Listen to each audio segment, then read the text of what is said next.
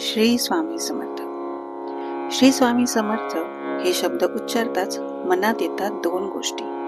एक म्हणजे भिऊ नकोस, मी तुझ्या पाठीशी आहे, हे स्वामींचं वाक्य. आणि दुसरा त्यांचा तारक मंत्र. या दोन्ही गोष्टींमुळे खचलेले मन किती खंबीर प्रबळ होते याचा अनुभव स्वामी भक्तांना नक्कीच आहे. कितीही कठीण प्रसंग येऊ दे, मी तुझ्या पाठीशी आहे या स्वामींच्या वाक्याने धीर मिळतो आणि त्या संकटावर मात करताना स्वामी आपल्या बरोबर आहेत याची प्रचितीही येते.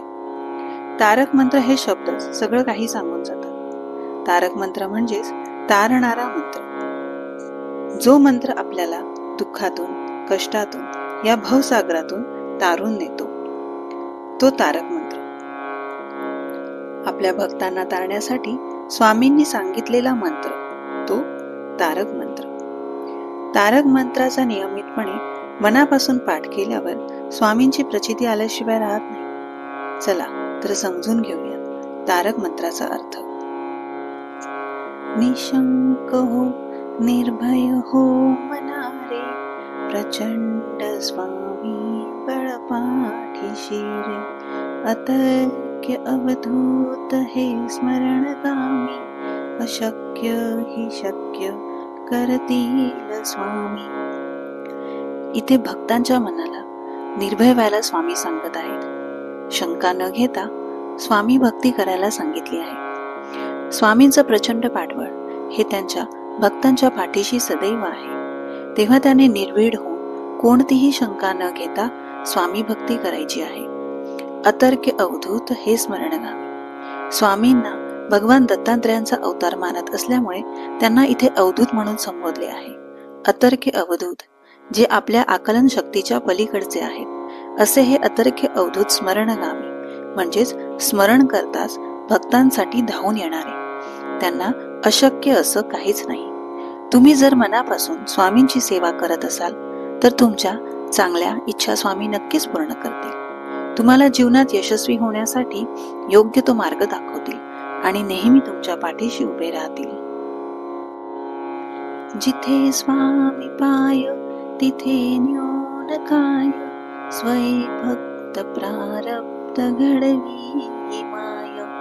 आज्ञेविना काळ ना दे त्याला, परलोकीही ना भीती तयाला. जिथे स्वामींचा आशीर्वाद आहे तिथे कुठल्याच गोष्टीची कमतरता नसते. स्वतः स्वामीच त्यांच्या भक्ताचे प्रारब्ध ठरवतात. स्वामींच्या आज्ञेशिवाय काळही तुमचे काहीच बिघडवू शकत नाही. स्वामी आशीर्वादामुळे तुम्हाला या भूलोकावरच नाही तर परलोकीही कसलीही भीती नाहीये. परलोकीही स्वामी तुमची साथ सोडणार नाहीत.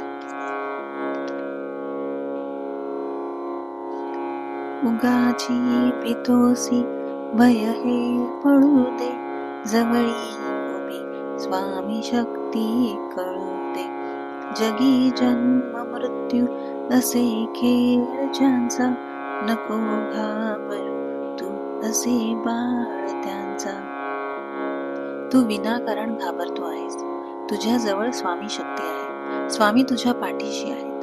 तेव्हा हे भय पळून लाव. जन्म मरण हा ज्यांचा खेळ आहे असे हे ब्रह्मांड नायक त्यांचा तू बाळ आहेस. तेव्हा तुला घाबरण्याचे काहीच कारण नाही.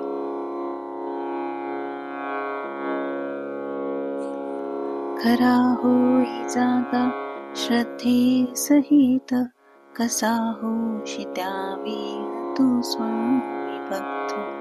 कितीदा दिला बोल त्याने हात, नको डगमगू स्वामी देतील साथ. संकट आल्याशिवाय मनुष्याला भगवंताची आठवण येत नाही आणि संकटकाळीही पूर्ण श्रद्धेने जो स्वामींची सेवा करतो तो स्वामींच्या अधिकच जवळचा होतो. तो खरा स्वामी भक्त होतो. कितीतरी संकटांमध्ये स्वामींनी तुला हात दिला आहे. तेव्हा तू डगमगू नकोस. निस्वार्थ मनाने सेवा करत राहा. स्वामी नेहमी तुझ्या सोबत आहेत. विभूती नमन नाम ध्यानाधितीर्थ, स्वामीच या पंचप्राणामृतात. हे तीर्थ घे आठवी रे प्रचिती, न सोडी कथा स्वामी जया घेती हाती. विभूती म्हणजे पवित्र स्थानाच्या यज्ञातील राख, जी आज्ञाचक्राच्या ठिकाणी लावली जाते आणि ती नकारात्मक ऊर्जेला आपल्या शरीरात प्रवेश करण्यापासून रोखते. नमन म्हणजेच शरणागती, आपल्या इष्ट देवतेच्या चरणाशी. नाम म्हणजे निरंतर नामजप. ध्यान, ज्यामुळे भगवंताची प्राप्ती होते. आपल्या वृत्ती क्षीण होत जाऊन आंतरिक आनंद मिळतो. तीर्थ म्हणजे तीर्थक्षेत्र. म्हणजेच स्वामी भक्तांसाठी विभूती, शरणागती, नामजप, ध्यान, तीर्थक्षेत्र हे सर्व काही स्वामीच आहेत. या पंचप्राणामध्ये स्वामीच सामावले आहेत. मनोभावे स्वामी भक्ती केल्यास स्वामींची प्रचिती आल्याशिवाय राहत नाही. एकदा का स्वामींनी हात हातात घेतला तर स्वामी त्यांचे पाठबळ कधीच सोडत नाहीत.